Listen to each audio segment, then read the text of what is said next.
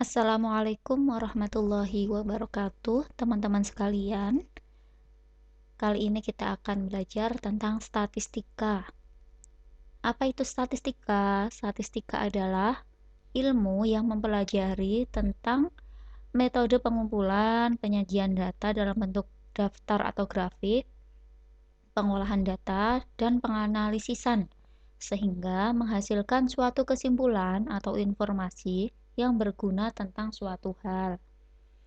Nah, hasil-hasil dari pengolahan dan analisis data itu disebut statistik. Secara umum, statistika itu dibagi menjadi dua bagian, yaitu ada statistika deskriptif dan statistika inferensial. Yang statistika deskriptif itu berkenaan dengan metode atau cara mendeskripsikan, kemudian cara menggambarkan, menjabarkan, kemudian menguraikan data, begitu tentang metode mengolahnya gitu ya. Tapi kalau statistika inferensial itu lebih ke cara penarikan kesimpulan berdasarkan data yang diperoleh tadi yang dari sampel untuk menggambarkan karakteristik atau ciri dari suatu populasi. Kemudian untuk data statistik itu diperoleh dengan cara survei, review, atau observasi. Cara survei sendiri itu bisa dilakukan dengan cara tertulis atau menggunakan kuesioner atau dengan cara lisan atau wawancara langsung. Nah, kalau review itu dengan cara mengambil data itu dari literatur lain, literatur atau buku lain, atau jurnal, atau dari karya ilmiah yang sudah pernah terbit. Kemudian ada observasi. Observasi itu pengambilan data dari penelitian langsung. Dalam pendidikan itu biasanya mahasiswa yang sedang melakukan penelitian itu masuk ke kelas sehingga langsung meneliti murid-murid gitu. Atau terkadang juga melalui pengamatan. Jadi guru mengajar atau melaksanakan KBM. Nah, mahasiswa yang sedang melakukan penelitian itu hanya mengamati cara mengajar guru atau bagaimana respon siswa seperti itu. Kemudian untuk statistik itu bisa juga diartikan sebagai kumpulan angka-angka mengenai masalah sehingga dapat memberikan gambaran mengenai masalah tersebut. Kemudian bisa juga diartikan sebagai ukuran yang dihitung dari sekumpulan data dan merupakan wakil dari data itu. Wakil di sini maksudnya sampel gitu. Nah, ini beberapa hal yang perlu teman-teman pahami. Ada sampel, ada populasi gitu. Apa itu sampel? Sampel itu sebagian dari populasi. Kalau populasi itu seluruh dari sampel. Contoh, sebuah sekolah terdiri dari 10 kelas. Misalkan kota-kota kecil ini adalah kelas, ada 10 ya. Di sekolah tersebut akan dilakukan penelitian tentang pengaruh kreativitas dan kemandirian belajar siswa terhadap prestasi belajar siswa. Sebagai wakil dipilih 4 kelas, yaitu B, D, G, dan I untuk dilakukan penelitian. Berarti populasinya ini apa? Populasinya adalah seluruh siswa atau satu sekolah ini atau 10 kelas. 10 kelas ini adalah populasinya.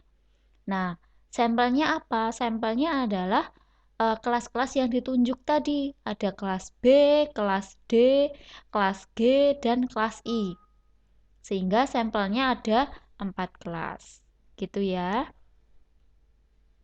Kemudian ada yang namanya datum. Datum itu catatan atau keterangan, catatan keterangan atau informasi yang diperoleh dari sebuah penelitian. Nah, kalau kumpulan dari datum itu namanya data, gitu ya. Nah, data itu nanti juga ada dua, ada data kualitatif dan ada data kuantitatif. Data kualitatif itu data yang menunjukkan sifat berbentuk kategori yang tidak bisa berbentuk bilangan. Misalnya, ada motivasi belajar, ya, ada kreativitas. Itu kan dinyatakan dengan tinggi, sedang, rendah begitu. Kemudian juga bisa dari eh, pengukuran itu yang diukur cantiknya atau gemuk atau kondisi kondisi lingkungan misalnya baik, buruk, sedang seperti itu. Kemudian ada yang namanya data kuantitatif. Data kuantitatif itu berupa angka yang menunjukkan jumlah ukuran objek atau dia memiliki nilai yang bisa berubah-ubah. Misalnya apa? Misalnya di sini ada jumlah siswa SMU yang melanjutkan ke perguruan tinggi, ada penghasilan orang tua, kemudian ada nilai ulangan, gitu. Nah, ditinjau dari cara memperolehnya, data kuantitatif itu ada dua macam, yaitu data cacahan dan data ukuran. Data cacahan itu diperoleh dengan cara mencacah atau menghitung. Misalnya, banyak siswa yang dijadikan objek penelitian. Kemudian ada banyak siswa yang dijadikan sampel. Kemudian misalkan jumlah siswa laki-laki di kelas 10 IPS 3 atau jumlah siswa perempuan di 10 PK Putri misalkan. Kemudian ada data ukuran. Data ukuran itu data yang diperoleh dengan cara mengukur besaran. Misalnya ada tinggi siswa, kemudian usia, kemudian ada berat badan gitu ya. Nah, ini ada contoh soal. Untuk nomor 1 bisa diselesaikan sendiri ya. Untuk yang nomor 2, misalkan tentukan sampel dan populasi. Yang A, dari 21 kelas akan diambil 4 kelas untuk diteliti tentang pengaruh minat belajar terhadap prestasi belajar siswa. Nah, populasinya apa? Betul, populasinya adalah 21 kelas. Sampelnya adalah 4 kelas. Kemudian, soal yang B. Ibu mengambil 1 sendok teh dari dalam teko untuk dicicipinya. Berarti sampelnya di sini apa? Sampelnya adalah 1 sendok teh. Ya, sampel itu 1 sendok teh. Nah, populasinya berarti air yang dalam teko itu tadi. Air teh ya, berarti air teh dalam teko tadi. Kemudian yang 2C. Fatikah mengambil sebotol air dari laut untuk diuji kadar garamnya. Berarti di sini sampelnya adalah apa? Betul, sebotol air laut. Nah, populasinya berarti apa? Seluruh air laut, gitu ya. Paham gak? Terus,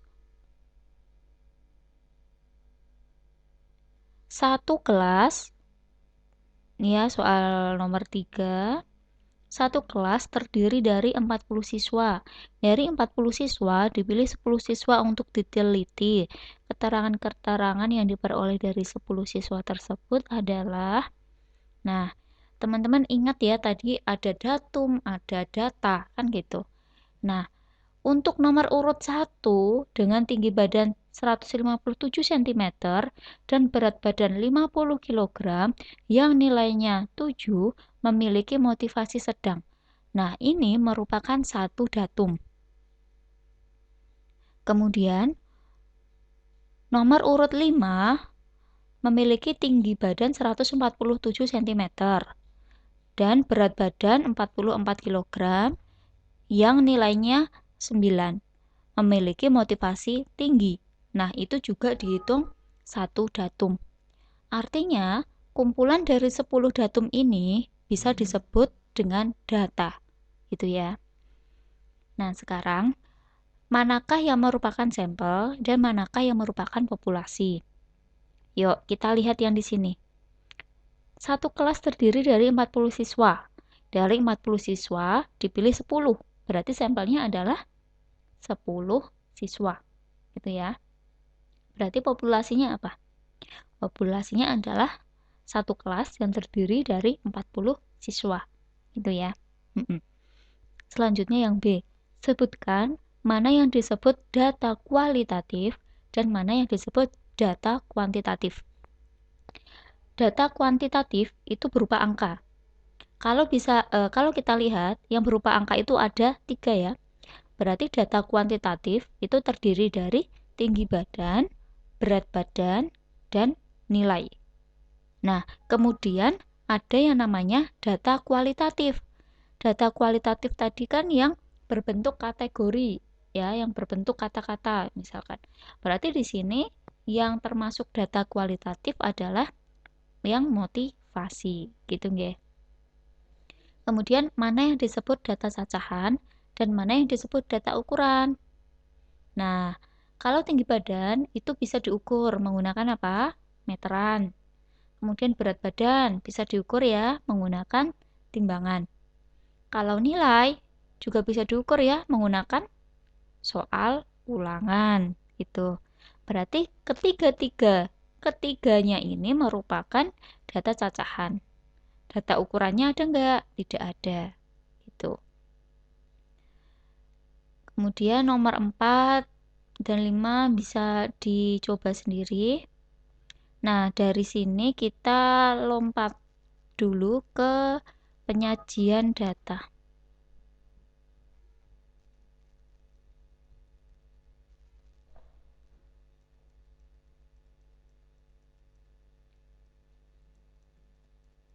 Ke penyajian data dulu. Nah, penyajian data ini jadi ada dua macam cara, yaitu penyajian data dalam bentuk diagram dan ada dalam bentuk apa ya, nanti kita lihat ya. Nah, untuk yang dalam bentuk diagram itu ada diagram batang.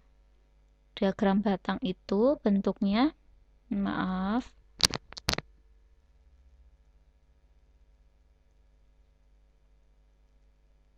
diagram batang bentuknya seperti ini ya, seperti batang korek api. Nah, misalkan di sini diperlihatkan atau disajikan sebuah tabel tentang berat badan dari siswa SMA kelas 10.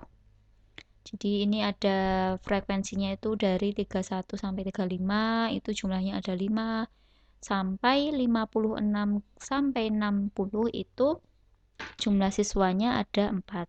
Nah, dari tabel itu bisa kita gambar menggunakan diagram batang. Bentuknya seperti ini ya. Jadi yang berat badan itu di bawah, kemudian yang sumbu Y-nya ini kita isi dengan jumlah siswanya. Gitu nggih. Kemudian ada yang namanya diagram garis. Diagram garis ini penyajiannya itu sama seperti diagram batang, namun kalau yang diagram garis ini berkesinambungan. Jadi berupa titik-titik-titik ya, titik-titik yang disambungkan gitu. Sehingga membentuk sebuah patahan-patahan. Garis patahan-patahan gitu ya. Jadi dia tidak melengkung tapi ya garis lurus gitu yang saling bersambung. Kemudian ada diagram lingkaran. Nah, kalau diagram lingkaran ini perlu kita ubah dulu ke bentuk persentase atau bentuk sudut lingkaran.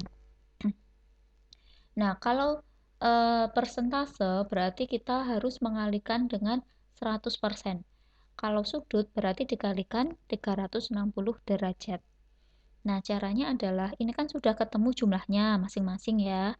PNS 75, polisi 25, wira swasta 100, petani 200. Nah, langkah pertama adalah kita jumlahkan dulu. Kita jumlahkan, ketemu jumlahnya 400. Nah, untuk mencari persentase berarti eh, ini 75 ini dibagi 400 dikalikan 100% kalau persentase. Kalau sudut berarti 75 dibagi 400 dikalikan 360 derajat. Gitu ya. Itu langkahnya sama sampai bawah sehingga ketemu bentuknya seperti ini. Jadi ini PNS tadi 67,5 itu yang biru. Kemudian yang polisi itu 22,5, ini polisi. Kemudian wira swasta 90 derajat, berarti yang hijau. Kemudian petani 180 derajat, yang ungu. Nah, cara menggambarnya ini kita gunakan yang namanya busur lingkaran.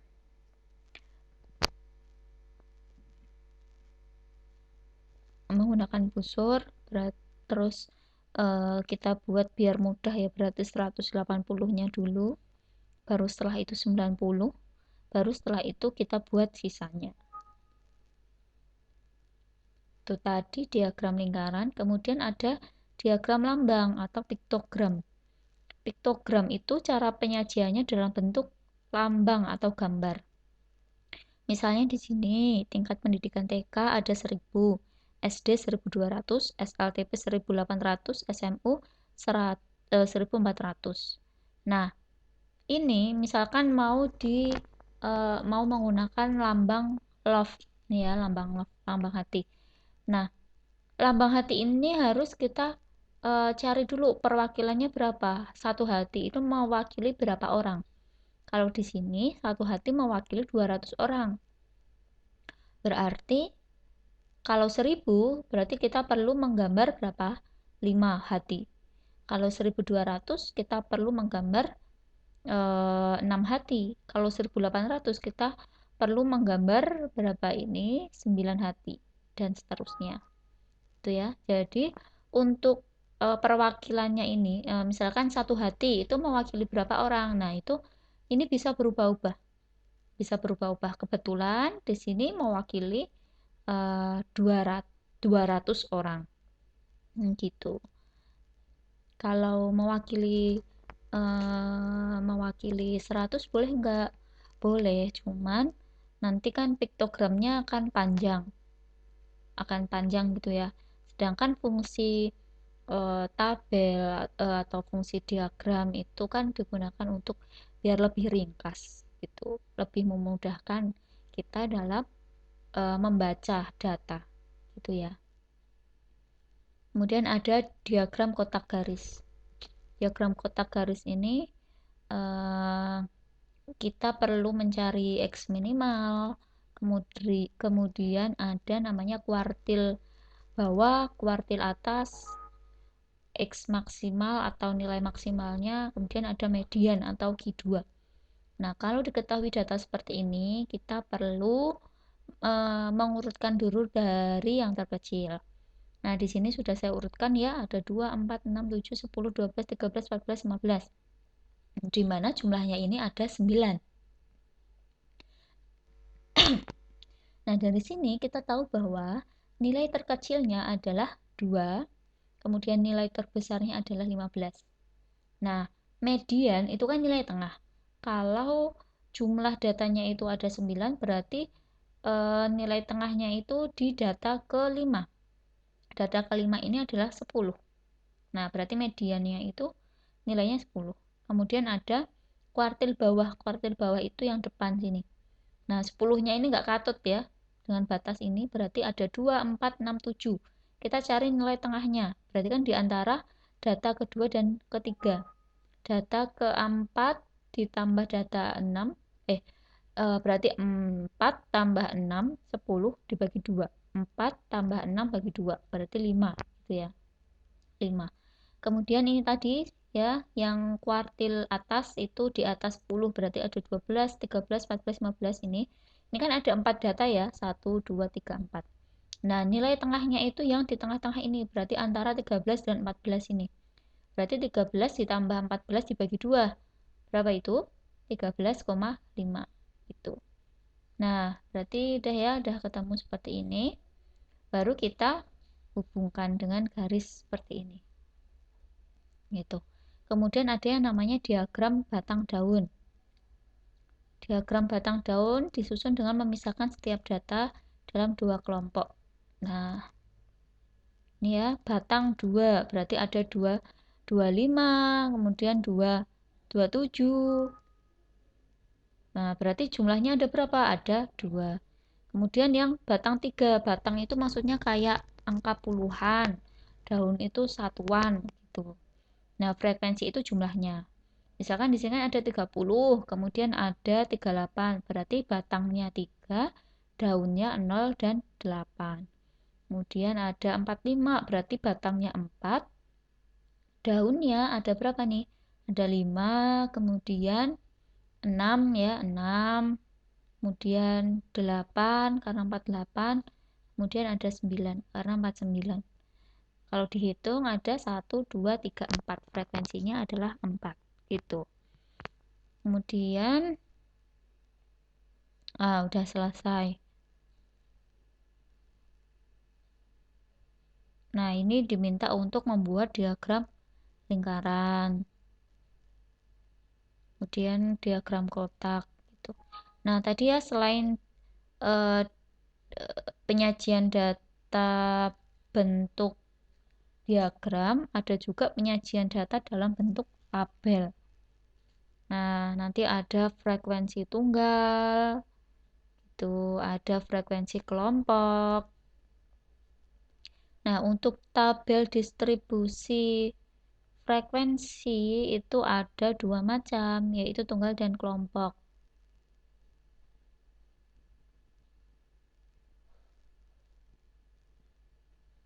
Nah, ini kan ada nilai ulangan 30 siswa. Kemudian kita ini aja, misalkan ini nilai terkecil kan 3 ya. Ini seharusnya bukan 67 ini. Ini kan ada 3, 4, 5, 6, 7 gitu. Nah, itu kita cacah. Misalkan yang dapat nilai 3. Yang dapat nilai 3 ada berapa? Kita coret ini. 3, 1, kemudian 2, 3, 4. Berarti banyak siswa ada 4. Berarti turus itu yang berbentuk kayak batang korek ini ya. Kemudian untuk nilai 4. Nah, nilai 4-nya itu ada berapa? Berarti 4, 1. Tulis ini 1. Kemudian ada 2, coret sini 2. Kemudian 4, coret sini 3. 4, coret sini 4. 4 lagi, coret sini 5. Berarti ini ya ada 4, 4. Berarti 7. Berarti ini 4 coret ditambah 2. Berarti 5 tambah 2, 7 gitu. Ya. Kalau turus itu yang seperti ini. Kemudian ada tabel distribusi frekuensi berkelompok. Nah, caranya gimana? Nah, ini bisa dibaca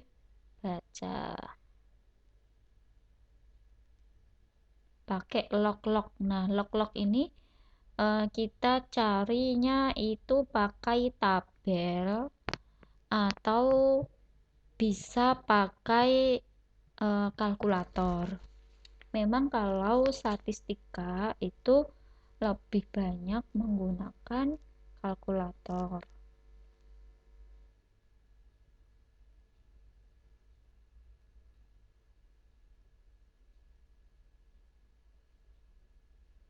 Kemudian ada distribusi frekuensi relatif. Frekuensi relatif itu pakai rumus ya. Rumusnya adalah banyak frekuensi dibagi jumlah seluruh frekuensi kali 100%. Misalnya ini ada interval dari 40 sampai 45, frekuensi 7. Kemudian sampai ini yang terakhir 70 sampai 75 itu frekuensinya 3. Nah, ini harus kita jumlah dulu. Nah, kalau kita jumlah itu nanti hasilnya 30. Frekuensinya 30. Frekuensi itu kayak apa ya? Banyaknya gitu loh. Berarti jumlah dari ini itu 30. Nah, frekuensi relatif itu berarti 7 dibagi 30 jumlahnya tadi dikalikan 100%. Nah, ini namanya frekuensi relatif. Ada frekuensi relatif, ada frekuensi komutatif. Nah, frekuensi komutatif itu ada dua ya. Kok komutatif? Kumulatif ya. Frekuensi kumulatif. Nah, frekuensi kumulatif ini itu ada dua, yaitu yang kurang dari, FK kurang dari, ada yang FK lebih dari. Nah, ini dicari tepi kelas. Tepi kelas itu adalah batas bawah, di mana batas bawahnya ini 40, batas bawah dikurangi 0,5. Ya, bisa dicatat ya. Batas bawah dikurangi 0,5. Batas bawahnya di sini 40. Dikurangi 45, dikurangi 0,5 berarti 39,5. Nah, 39,5 ini adalah tepi bawah. Tepi bawah kelas. Kalau tepi atas berarti ini batas atasnya ditambah 0,5. Batas atasnya kan 45. Ditambah 0,5 berarti kan 45,5. Nah, berarti 45,5 itu adalah tepi atas kelas. Kelas itu yang mana? Yang ini.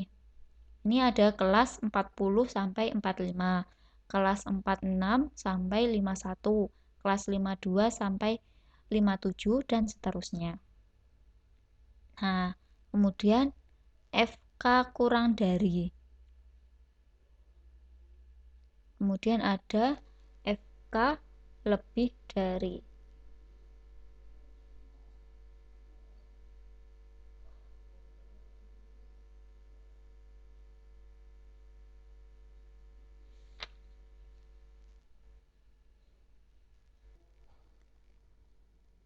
Nah, untuk yang FK kurang dari, FK lebih dari ini ada yang perlu dibenarkan ya. Jadi kalau untuk yang FK kurang dari, dia punya rumus ini kelas 1. Kalau kelas 1 itu sama dengan frekuensi 1, maka yang kelas 2-nya itu frekuensi 1 ditambah frekuensi 2. Ini untuk yang kurang dari. Ini untuk yang kurang dari. Berarti di sini kan ini kan frekuensi ya, frekuensi. Berarti untuk kelas 1 ini 7 gitu. Kemudian frekuensi ini ditambah dengan ini 6, berarti 13. 13 tambah 7 20. Kemudian 20 tambah ini ya 6, berarti 26. 26 tambah 1 27. 27 tambah 3 30. Gitu.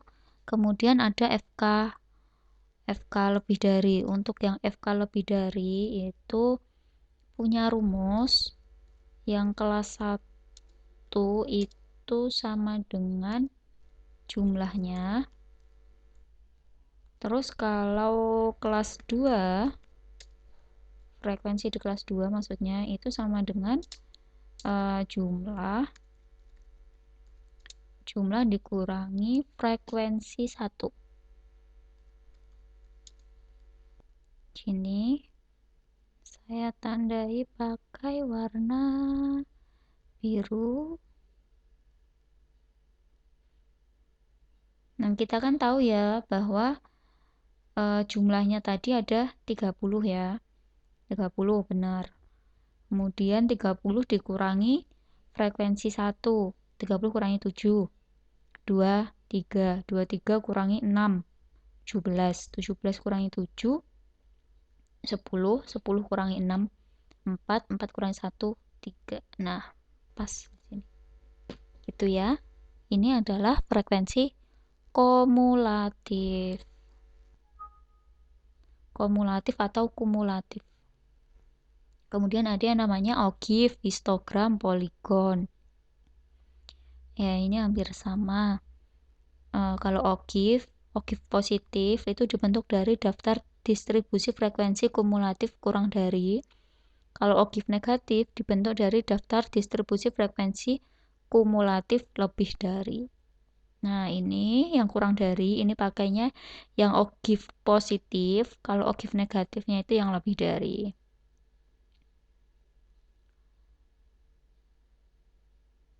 Oh, warnanya kebalik ya, ini harusnya yang biru ya.